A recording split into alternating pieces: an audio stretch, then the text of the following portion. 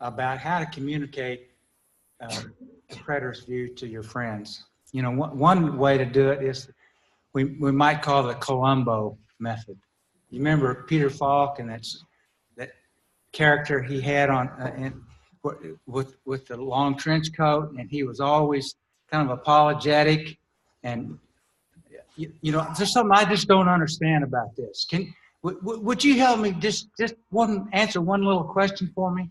You know, when do you think Matthew 10:23 was fulfilled? I just can't understand how this works. That's one way to do it. Well, then what about Matthew 16:27 and 28? When was that fulfilled? You know, I just having so much trouble. I would like you to help me out with that. Well, anyway, one of the first places, if you have the opportunity to spend a little time in a Bible study group or with friends or whatever, is on the last days. There are, on this, we're going to only focus on the first page of this study and ignore the back, but we're going to try to cover all 15 mentions, at least all major mentions of the last days or end times in the New Testament. Now, I think that we will see that the setting and even fulfillment of none of them can be placed outside of the first century. This is a good place to start. But before we get to the New Testament, let's do one Old Testament passage and see how it connects to the New Testament. Let's go to Daniel 12. So open your Bibles to Daniel 12, if you would.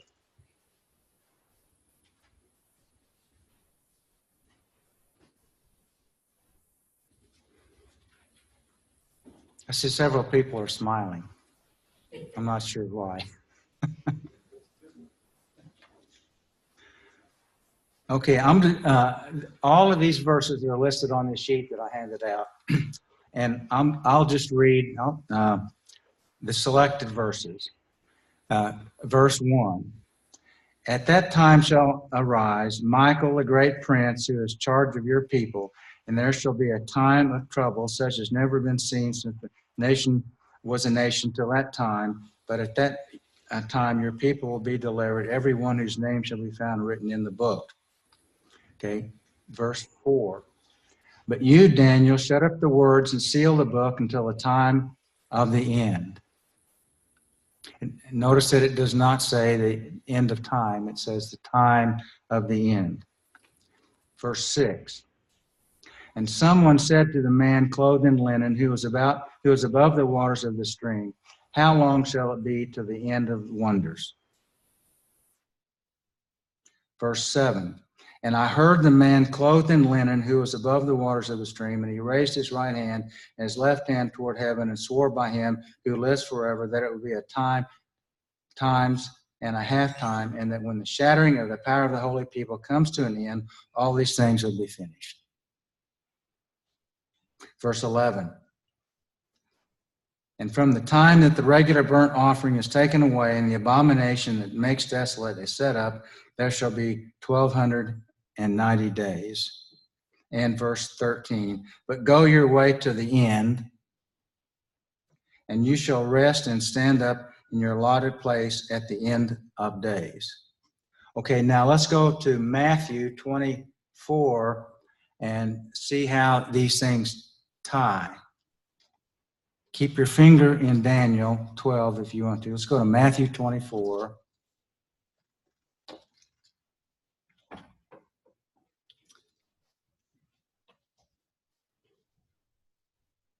Okay, so the context is verse 2. You see all these, don't you? Truly I say to you, there will not be left here one stone upon another that will not be thrown down. So the context, of course, is the destruction of the temple. And then in verses 15 and 16, we see that, so when you see the abomination of desolation spoken of by the prophet Daniel standing in the holy place, let the reader understand, then let those who are in Judea flee to the mountains.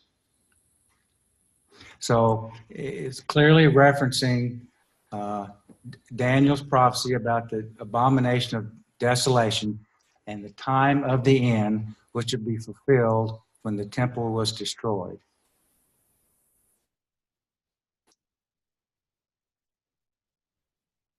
Oh, and actually in verse 14, we skipped that one. And this gospel of the kingdom will be proclaimed throughout the whole world as a testimony to all nations, and then the end will come. So it's the time of the end. It's consistent with Daniel. Verse 34, you're very familiar with. It will all happen in this generation. And now let's jump to Revelation 22. And I suspect that most of you are familiar with this parallel to the book of Daniel also. Revelation 22, verse 10. And he said to me, do not seal up the words of the prophecy of this book, for the time is near. And so the parallel is Daniel 12:4, if you want to go back there.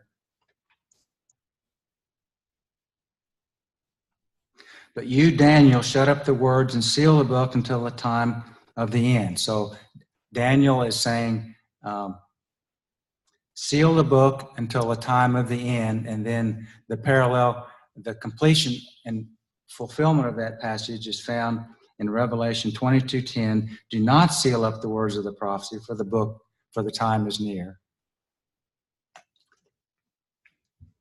Okay. Now, we also noted that in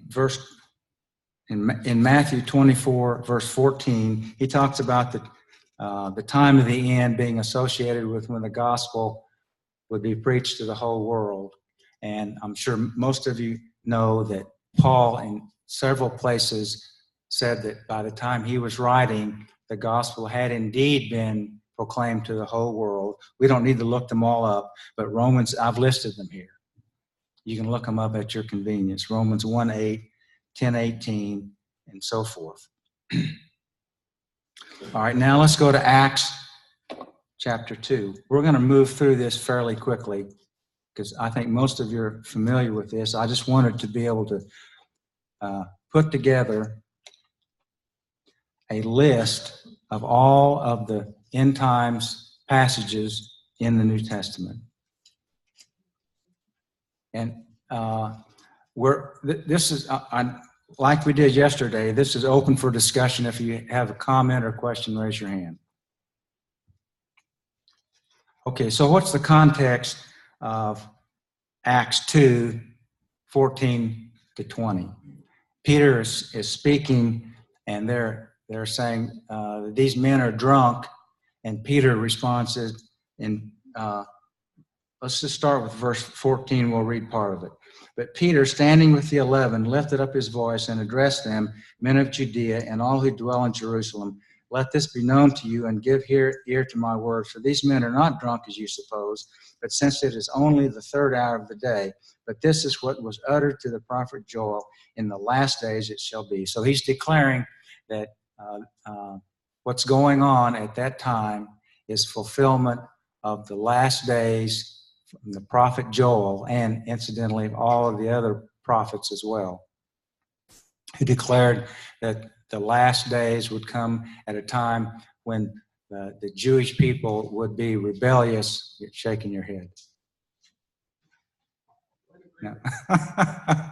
Jack is kind of shaking his head.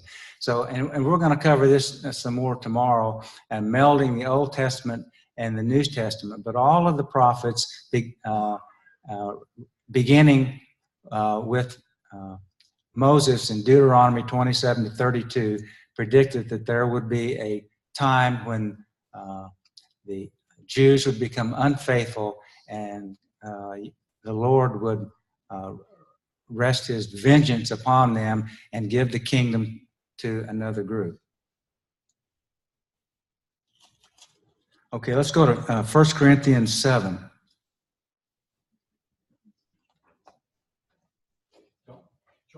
Did you give the Joel reference for the Peter comment? I mean Acts. Yeah. Is it what was the? Yeah, Joel 2, 1 to 32. The whole Okay. chapter there.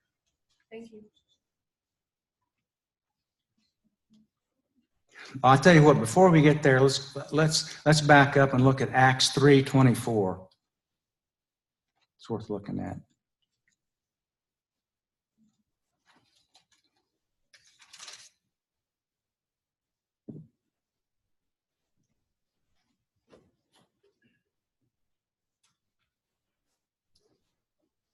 And all the prophets who have spoken from Samuel and those days who came after him also proclaimed these days. So, and we're going to get into Deuteronomy 32 tomorrow in some detail. Okay, now 1 Corinthians 7:29 to 31.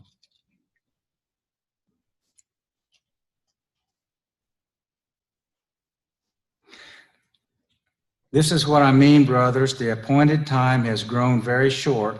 From now on, let those who have wives live as though they had none, and those who mourn as though they were not mourning, and those who rejoice as though they were not rejoicing, and those who buy as though they had no goods, and those who deal with the world as though they had no dealings with it. For the present form of this world is passing away. So it wasn't the universe that was passing away. It was the form of the world, the Judaic dispensation that was passing away. And then 1 Corinthians 10:11, where we read that they were written down for our instruction, on whom the end of the ages has come.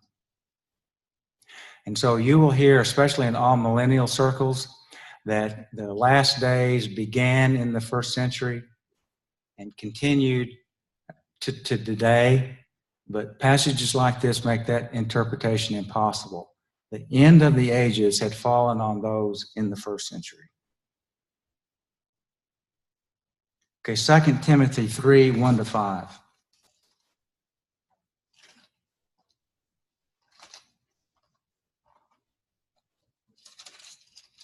What was that last scripture? 2 Timothy 3:1 to 5. Oh, I'm sorry, I didn't give you a sheet, did I? No, but that's okay. I'm just going to check my life.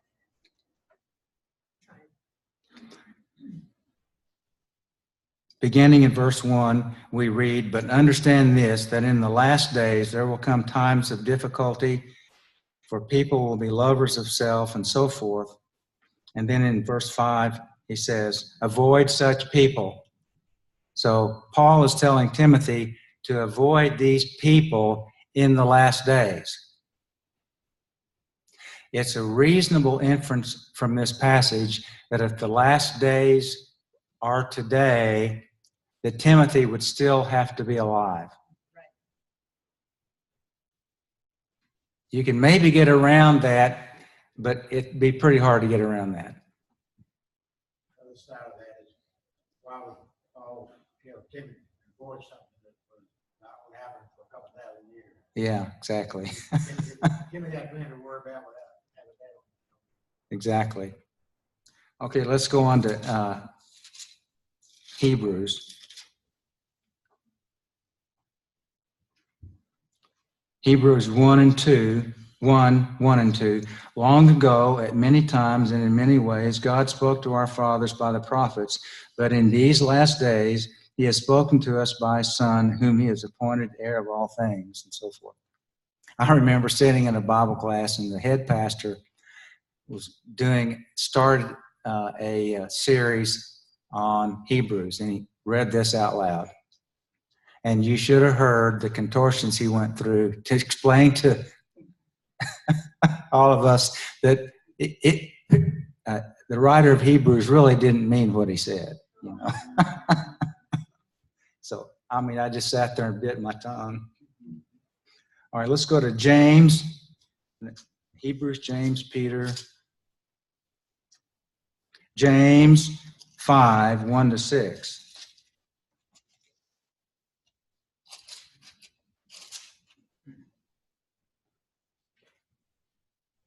Come now, you rich, weep and howl for the miseries that are coming upon you. Your riches have rotted, and your garments are moth-eaten. Your gold and silver have corroded, and their corrosion will be evidence against you and will eat your flesh like fire. You have laid up treasure in the last days.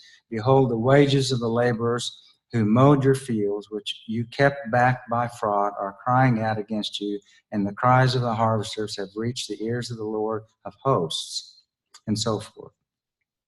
You have lived on earth in luxury and self-indulgence. You have fattened your hearts in a day of slaughter. You have condemned, you have murdered the righteous person. He does not resist you. So here we see another mention in verse 3 of the last days. And I don't know how there could be any confusion about the time period that he has in mind. He's talking to a group of people and is accusing them of these things. Okay, 1 Peter 1.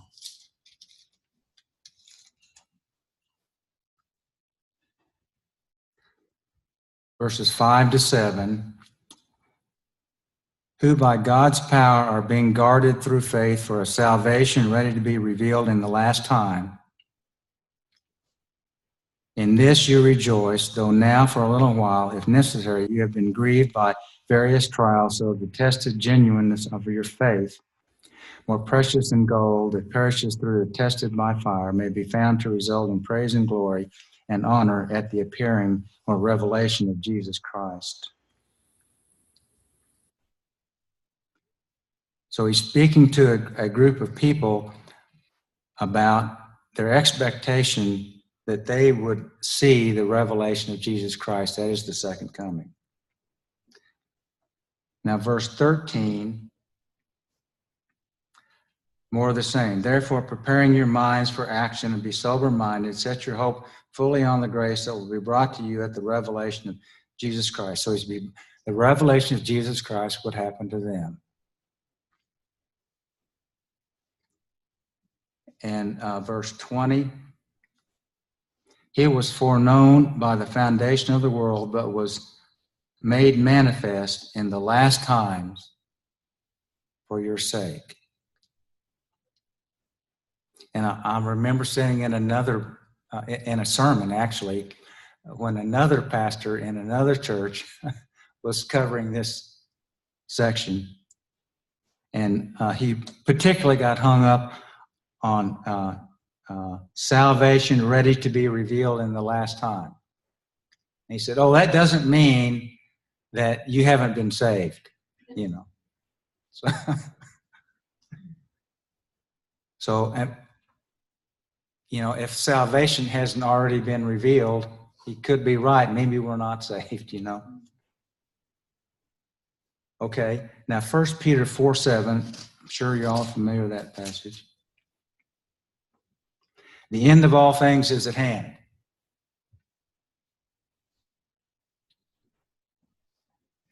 Reference 1 Peter 4:17, a little bit more color here. For it is time for judgment to begin at the house of God.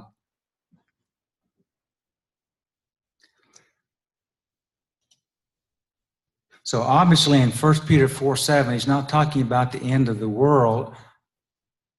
Otherwise, Peter was wrong. He's talking about the end of the Jewish dispensation and the Old Covenant. 2 Peter, let's go to 2 Peter 3, famous passage. We're going to cover more about 2 Peter 3 this afternoon, as a matter of fact. 2 Peter 3, 2-4, that you should remember the predictions of the holy prophets and the commandment of the Lord and Savior through your apostles, knowing the first of all that the scoffers will come in the last days. So here's another mention of the last days, with scoffing, following their own sinful desires.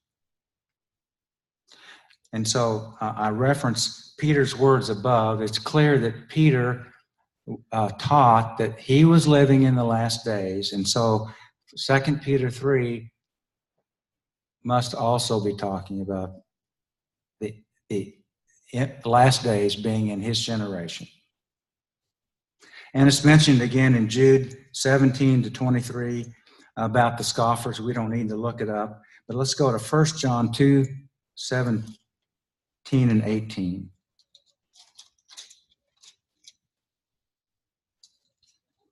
1 John 2, 17, and 18. And the world is passing away along with its desires, but whoever does the will of God abides forever. Children, it is the last hour. You can't possibly put that verse 2,000 years later. Can't do it. And so all of the writers of the New Testament spoke with one voice that they were living in the last days, and they were coming to a close in a very short while.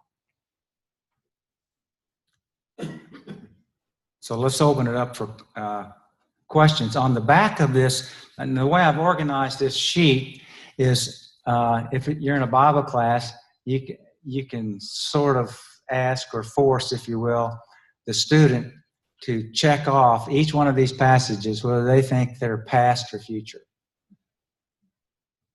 And so unless there are two last days, which would be silly, every mention of the last days in the New Testament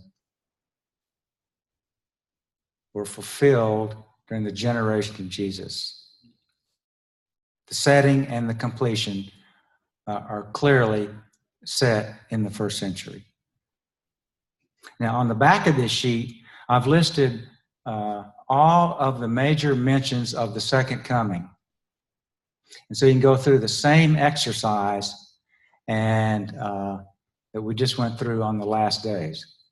But we won't take the time to do that. You can do that on your own at home.